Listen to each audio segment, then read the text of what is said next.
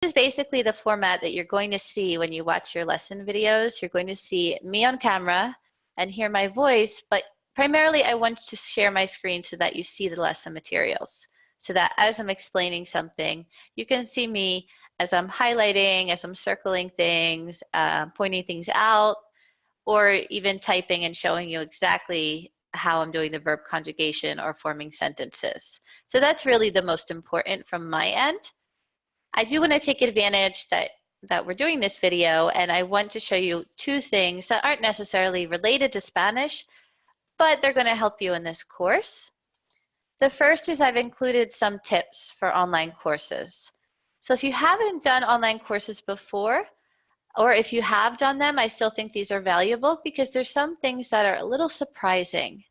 So first of all, you want to make a goal. Make a goal for your course, and I'll show you an example goal on the next page. It's not enough that you follow the course objectives.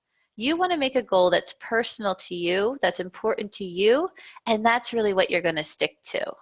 The objectives may or may not fit your life, and yes, they're good to learn, but it's not personal. And when you make a goal and it's personal, you're so much more likely to achieve it. And there's a couple other things here too, but I want to point out that the ideal amount of time is to spend 30 minutes in the online classroom. So they figured this out through research and through habits that successful online learners only spend 30 minutes at a time. So you will see that I've broken up the course videos to allow you to do that, so that you can come in, you can watch one short video, spend some time practicing, and then come back another day if you want to, because that's really going to be the best to allow for frequency. So in language learning, frequency is everything. You want to be in the classroom as much as possible, even if it's for a minute. Even if you send one speaking practice per day, that's better than logging in one day and doing 7. That frequency and repetition is what's going to give you your fluency and improve your understanding. Finally, please feel free to let me know if anything is too difficult. I'm happy to help you and get you the resources to make it understandable. If the instructions, if the videos are not clear, please leave that in the feedback. And you're welcome to ask questions. There's a variety of places that you can do that, and you'll see that throughout the classroom and the tools. And my final advice is to take advantage, interact as much as you can, especially in the speaking.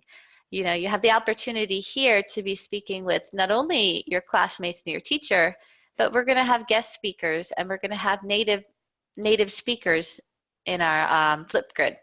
So take advantage of that. Take advantage of the authentic practice. Even with your classmates, you don't know them in real life, so you are authentically practicing Spanish. And that sends a message to your brain that, hey, this is useful. I need to hang on to this. Last, I just want to show an example of a SMART goal, because it is easier said than done. A SMART goal has to be specific, and it has to be measurable. It has to be something that you can prove. So off the top of my head, similar to what one of my English students did last week, I put the goal of to learn 100 new Spanish verbs. So this goal would be on top of the Spanish course, and it would be something that you would do along with it. But if you choose one of the goals from the course to master, that's fine too.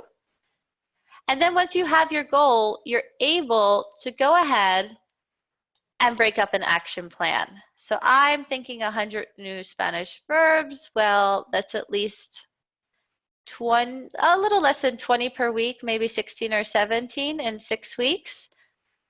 So that's how I went ahead and made my action plan, thinking that first I would go and I would identify 100 verbs that I don't know, and then I would break them down. In this case, I assigned 3 verbs per day, leaving some days left over. And then I would do my practice with them, and I specify how I would do that. When I finished my practice, I would go back and review.